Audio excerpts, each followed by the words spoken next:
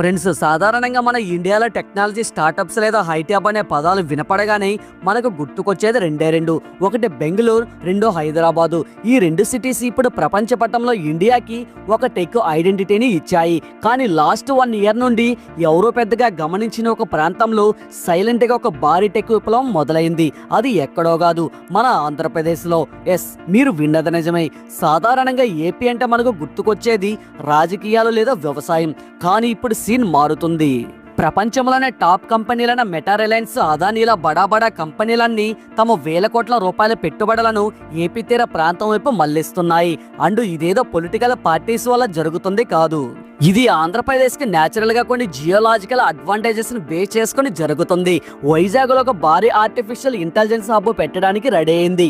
ముఖేష్ అంబానీ మరియు Brooke field కలిసి ఏకంగా 98,000 కోట్లతో డేటా సెంటర్స్ పెట్టబోతున్నారు.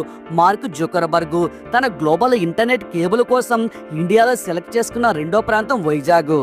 రాజధాని లేని రాష్ట్రం అని అప్పుల్లో ఉందని మనం అనుకుంటున్న ఆంధ్రప్రదేశ్ గడిచిన 8 ఏళ్లలో దాని ఇన్కమ్ ని డబుల్ చేసుకుంది. ఇప్పుడు ఇండియా యొక్క డిజిటల్ బ్యాక్ బోన్ గా మారడానికి రెడీ అవుతుంది. అసలు ఏపీలో ఏం జరుగుతుంది? ఎందుకు ఈ గ్లోబల్ కంపెనీలన్నీ సడన్ గా ఆంధ్ర వైపు చూస్తున్నాయి? హైదరాబాద్ ని కోల్పోయిన ఏపీ ఇప్పుడు సైలెంట్ గా ఇండియా యొక్క సీక్రెట్ సిలికాన్ వ్యాలీగా ఎలా మారుతుంది? ఇవన్నీ ఈ వీడియోలో మాట్లాడుకుందాం. ఫ్యూచర్ గురించి మాట్లాడుకునే ముందు ఒక్కసారి వెనక్కి వెళ్ళి చూద్దాం. చరిత్రను చూస్తే కానీ ఇప్పుడు జరుగుతున్న దాని విలువ మనకి అర్థం కాదు. చాలా కాలం పాటు ఆంధ్రప్రదేశ్ అంటే ఒక వ్యవసాయ ఆధారిత రాష్ట్రంగానే ఉండేది. గోదావరి, కృష్ణా నదులు పారే ఈ నేల మీద పంటలు బాగా పండుతాయి.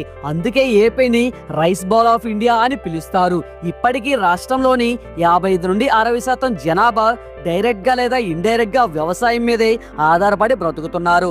ఇండియాలో పండే వరిలో 7% ఏపీ నుండే వస్తుంది. అలాగే చేపలు, రొయ్యలు ఎగుమతుల్లో ఏపీనే నెంబర్ 1. ఫలమే ఈ రోజు ఏపీని గ్లోబల్ మ్యాప్ లో నిలబెట్టబోతుంది. అదే సముద్ర తీరం, అంటే కోస్ట్ లైన్. హైదరాబాద్ లేకపోవడం ఒక లోటు అయితే ఆ లోటుని పోర్చడానికి ఏపీకి 3 అద్భుతమైన ఆపర్చునిటీస్ దొరికాయి. గ్లోబల్ కంపెనీలు ఇప్పుడు ఏపీ వైపు చూడడానికి ఆ 3 ప్రధాన కారణాలు. అవేంటో చూద్దాం. ముందుగా మన వాట్సాప్ లో మెసేజ్ చేసిన, యూట్యూబ్ లో వీడియో చూసిన ఆ డేటా అంతా గాలిలో రాదు. సముద్రం అడుగున ఉండే భారీ ఫైబర్ ఆప్టికల్ కేబుల్స్ ద్వారా ఒక దేశం నుండి మరో దేశానికి ప్రయాణిస్తుంది. ప్రపంచంలోనే 99% ఇంటర్నెట్ ట్రాఫిక్ ఈ కేబుల్స్ మీదే నడుస్తుంది. అయితే ఈ కేబుల్స్ సముద్రం నుండి నేల మీదకి రావడానికి ఒక గేట్వే కావాలి. దాన్నే కేబుల్ ల్యాండింగ్ స్టేషన్ అంటారు. ఇప్పటి వరకు ఇండియాలో ఈ స్టేషన్లు ఎక్కువగా ముంబై మరియు చెన్నైలో మాత్రమే ఉండేవి. కానీ ఇప్పుడు డిజిటల్ ట్రాఫిక్ విపరీతంగా పెరిగిపోవడంతో కొత్త దారులు కావాల్సి వచ్చింది. ఇక్కడే వైజాగ్ తెరపైకి వచ్చింది. సౌత్ ఈస్ట్ ఏషియాతో పాటు అమెరికా వెస్ట్ కోస్ట్ నుండి వచ్చే కేబుల్స్ కి వైజాగ్ ఒక పర్ఫెక్ట్ ఎంట్రీ పాయింట్. ఎందుకంటే ఇక్కడ సముద్రం లోతు అనేది మరి అంత ఎక్కువ కాకుండా మరి అంత లోతు కాకుండా మిడిల్లో ఉంటుంది. అందుకే మెటా ప్రపంచంలోనే అతిపెద్ద అండర్ సీ కేబుల్ సిస్టమ్ ను వేస్తున్నప్పుడు ఇండియాలో ముంబైతో పాటు కేవలం వైజాగ్ ని మాత్రమే సెలెక్ట్ చేసుకుంది. అలాగే సీఫీ అనే ప్రైవేట్ కంపెనీ ఇక్కడ ఒక ఓపెన్ కేబుల్ ల్యాండింగ్ స్టేషన్ ని కడుతుంది. దీనికి తోడు ఏపీ ప్రభుత్వం గతంలోనే రాష్ట్ర వ్యాప్తంగా 24,000 కిలోమీటర్ల ఫైబర్ గ్రిడ్ ని నిర్మించింది. ఇది దాదాపు 5,400 గ్రామాలను కలుపుతుంది. అంటే సముద్రం నుండి వచ్చే హై స్పీడ్ ఇంటర్నెట్ ని డైరెక్ట్ గా రాష్ట్రం నలుమూలలా పంపే ఇన్ఫ్రాస్ట్రక్చర్ ఆల్రెడీ రెడీగా ఉందన్నమాట. ఒకప్పుడు కేవలం చేపల వేటగా పనికొచ్చే సముద్రం ఇప్పుడు డాటాని మోసుకొచ్చే బంగారు గనిలా మారింది. నెక్స్ట్ ఇంట్రెస్టింగ్ పాయింట్ ఏంటంటే డేటా సెంటర్స్ అంటే మన ఫోన్లలో క్లౌడ్స్ లో ఉండే ఇన్ఫర్మేషన్ ని స్టోర్ చేసే భారీ బిల్డింగ్స్. ఇప్పుడు ఆర్టిఫిషియల్ ఇంటెలిజెన్స్ యుగం నడుస్తుంది కాబట్టి చిన్న డేటా సెంటర్స్ సరిపోవు. భారీ డేటా సెంటర్ క్యాంపస్లు కావాలి. అయితే 1 గిగావాట్ కెపాసిటీ ఉన్న డేటా సెంటర్ ను కట్టాలంటే దాదాపు 400 నుండి 500 ఎకరాల భూమి కావాలి. ఆ భూమి చదులుగా ఉండాలి, కరెంట్ గ్రిడ్ కి దగ్గరగా ఉండాలి. ఫ్యూచర్ లో ఇంకా అవసరమైతే ఎక్స్పాండ్ చేయడానికి పక్కనే ఇంకా ఖాళీ స్థలం కూడా ఉండాలి. ఇప్పుడు ముంబై, బెంగళూరు, చెన్నై సిటీలో చూస్తే అక్కడ 500 ఎకరాల భూమి ఒక చోట దొరకడం చాలా కష్టం. ఉన్నా సరే దాని కాస్ట్ కోట్లలో ఉంటుంది. అండ్ రియల్ ఎస్టేట్ వెంచర్లు అపార్ట్మెంట్ల మధ్యలో డేటా సెంటర్స్ కట్టలేరు. కానీ ఏపీలో పరిస్థితి వేరు. ఏపీ తీర ప్రాంతం వెంబడి ఇంకా చాలా భూమి ఇండస్ట్రియల్ యూస్ కోసం రిజర్వ్ చేయబడి ఉంది. ఆంధ్రప్రదేశ్ ఇండస్ట్రియల్ ఇన్ఫ్రాస్ట్రక్చర్ కార్పొరేషన్ లెక్కల ప్రకారం వాళ్ళ దగ్గర 1.4 లక్షల ఎకరాల భూమి ఉంది. ఇందులో 44,000 ఎకరాల ఎకరాల భూమిని ఇప్పుడే వాడుకోవడానికి రెడీగా ఉంది. అండ్ 550కి పైగా ఇండస్ట్రియల్ పార్కులు ఉన్నాయి. అంటే ఒక కంపెనీ వచ్చి మాకు 500 ఎకరాలు కావాలి అని అడిగితే ఇదిగో తీసుకోండి అని చెప్పే పొజిషన్ లో ఏపీ ఉంది.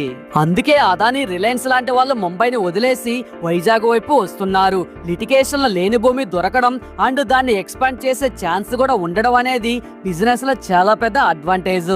అయితే డేటా సెంటర్లకు ప్రాణం కరెంటు. ఇవి 24 గంటలు నడవాలి. ఒక్క నిమిషం పవర్ పోయినా కోట్లలో నష్టం వస్తుంది.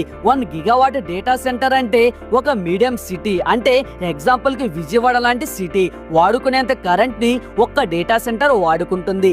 ఏ సర్వర్లు వచ్చాక ఈ డిమాండ్ ఇంకా పెరిగింది. 2030 నాటికి ఇండియాలో ప్రొడ్యూస్ అయ్యే మొత్తం కరెంట్ లో 3% కేవలం డేటా సెంటర్లే వాడేస్తాయని అంచనా. మరి ఇంత కరెంట్ ఎక్కడ నుండి వస్తుంది? కేవలం సోలార్ విండ్ సరిపోవు కదా, ఎందుకంటే రాత్రిపూట ఎండ ఉండదు, గాలి ఎప్పుడు వేస్తుందో తెలియదు. ఇక్కడ ఏపీ ఒక మాస్టర్ ప్లాన్ వేసింది, అదే గ్రీన్ ఎనర్జీ విత్ స్టోరేజ్.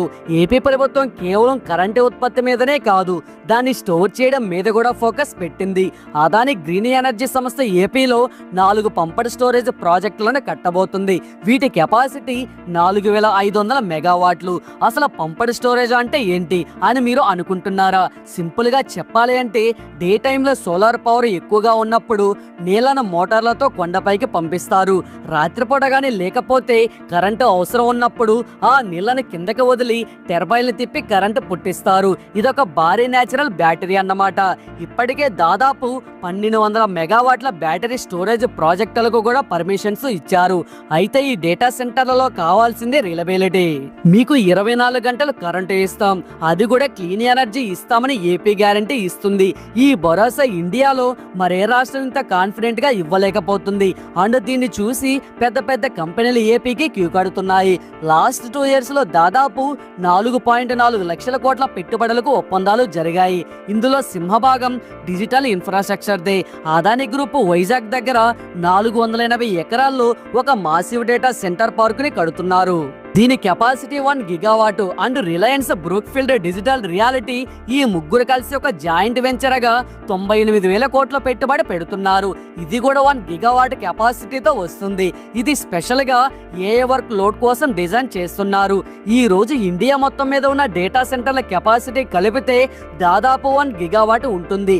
కానీ రాబోయే కొన్నేళ్లలో కేవలం వైజాగ్ చుట్టుపక్కలే 2.55 నుండి 3 మెగావాట్ల కెపాసిటీ రాబోతుంది. అంటే ప్రెసెంట్ ఇండియా మొత్తం ఎంత కెపాసిటీ ఉందో దానికి 3 రెట్ల కెపాసిటీ కేవలం ఒక్క వైజాగ్ లోనే ఉండబోతుంది. దీన్ని బట్టి అర్థం చేసుకోవచ్చు. అయితే అంతానే బాగానే ఉంది, కానీ ఏపీకి అడ్డంకులు లేవా అంటే ఖచ్చితంగా ఉన్నాయి. సిలికాన్ వ్యాలీ అవ్వడం అంత ఈజీ కాదు. ఏపీ ముందున్న 4 ఛాలెంజెస్ ఏంటో చూద్దాం. ఫస్ట్ ఏంటంటే డేటా సెంటర్లో 1000 కోట్ల పెట్టుబడి తెస్తాయి, కానీ లక్షల్లో ఉద్యోగాలు ఇవ్వవు. ఒక డేటా సెంటర్ కట్టేటప్పుడు 100 మంది పనిచేస్తారు, కానీ కట్టాక దాన్ని మెయింటైన్ చేయడానికి కొద్దిమంది స్కిల్డ్ ఇంజనీర్లు చాలు. అందుకే ఏపీ ప్రభుత్వం డేటా సెంటర్లను ఒక యాంకర్లో వాడుకుంటుంది. డేటా సెంటర్లు వస్తే వాటికి సర్వీస్ ఇచ్చే ఐటీ కంపెనీలు వస్తాయి, హార్డ్వేర్ తయారు చేసే ఫ్యాక్టరీలు వస్తాయి. అక్కడే నిజమైన ఉద్యోగాలు ఉంటాయి. సెకండ్ ఛాలెంజ్ ఏంటంటే డేటా సెంటర్లు సర్వర్లు భయంకరంగా వేడెక్కుతాయి. వాటిని చల్లబరచడానికి భారీగా నీళ్లు కావాలి, కానీ వైజాగ్ లో నీటి కొరత ఉంది. అందుకే గవర్నమెంట్ రీసైకిల్ చేసిన వాటర్ ని వాడుకోవాలని, లేకపోతే సముద్రపు నీటిని డీసాలినైజేషన్ చేసి వాడుకోవాలని రూల్స్ పెడుతుంది. థర్డ్ ఛాలెంజ్ ఏంటంటే సెమీ కండక్టర్ పాలసీ బ్రహ్మాండంగా ఉంది, కానీ చిప్స్ తయారు చేయడానికి చాలా స్కిల్ ఉన్న వర్కర్స్ కావాలి. ప్రెసెంట్ ఏపీలో ఆ స్థాయి టాలెంట్ ఫుల్ గా రెడీగా లేదు. ఇదొక లాంగ్ టర్మ్ గేమ్. అందుకే డైరెక్ట్ గా చిప్స్ కాకుండా ముందుగా పీసీబీ సర్క్యూట్ బోర్డ్స్ అసెంబ్లీ యూనిట్ల మీద ఫోకస్ చేస్తున్నారు. అక్కడ వర్కర్లకు ట్రైనింగ్ ఇస్తూ మెల్లగా హై అండ్ చిప్స్ వైపు వెళ్ళాలనేది ప్లాన్. ఫోర్త్ ఛాలెంజ్ ఏంటంటే మనం గ్రీన్ ఎనర్జీ గురించి చెప్పుకున్నాం, కానీ గంట గంటకు మారుతున్న డిమాండ్ ని క్లీన్ ఎనర్జీతో బ్యాలెన్స్ చేయడం టెక్నికల్ గా చాలా కష్టం. ఇది ఏపీకి మాత్రమే ఉన్న ప్రాబ్లం కాదు, ప్రపంచం మొత్తం ఎదుర్కొంటున్న సమస్య. కానీ పంపడ్ స్టోరేజ్ ద్వారా ఏపీ దీనికి పరిష్కారం చూపిస్తుంది.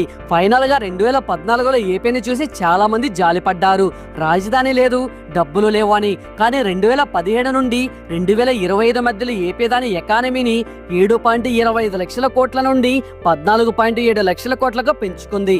అంటే డబుల్ అయింది. ఇదంతా రాజధాని లేకుండానే సాధించింది. ఇప్పుడు ఏపీ వేస్తున్న పునాదులు మామూలు కాదు. రోడ్ల భవనాలు ఎవరైనా కడతారు, కానీ డిజిటల్ ఇన్ఫ్రాస్ట్రక్చర్ అనేది ఒక్కసారి కడితే దశాబ్దాల పాటు ఉండిపోతుంది. దీన్ని వేరే చోటికి మార్చలేరు. ఈ రోజు మెటా, అదాని, రిలయన్స్ ఏపీ మీద నమ్మకం పెడుతున్నాయంటే దానికి కారణం ఆంధ్రప్రదేశ్కి డెవలప్మెంట్ అవసరం ఉంది. కంపెనీలకు అదే కావాలి.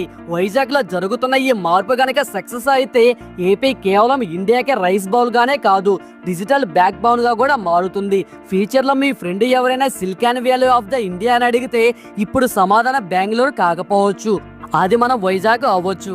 సో మీరేమంటారు? ఏపీ ఈ సీక్రెట్ సిలికాన్ వ్యాలీ ట్యాగ్ ని నిజం చేస్తుందా?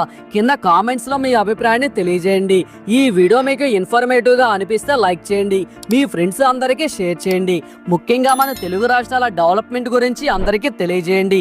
అండ్ ఇలాంటి డెవలప్మెంట్ అండ్ ఇంట్రెస్టింగ్ వీడియోస్ కోసం మన ఛానల్ కి ఇప్పుడే సబ్స్క్రైబ్ చేసుకొని పక్కనే ఉన్నటువంటి బెల్ ఐకాన్ క్లిక్ చేసి యాక్టివేషన్ చేసుకోండి.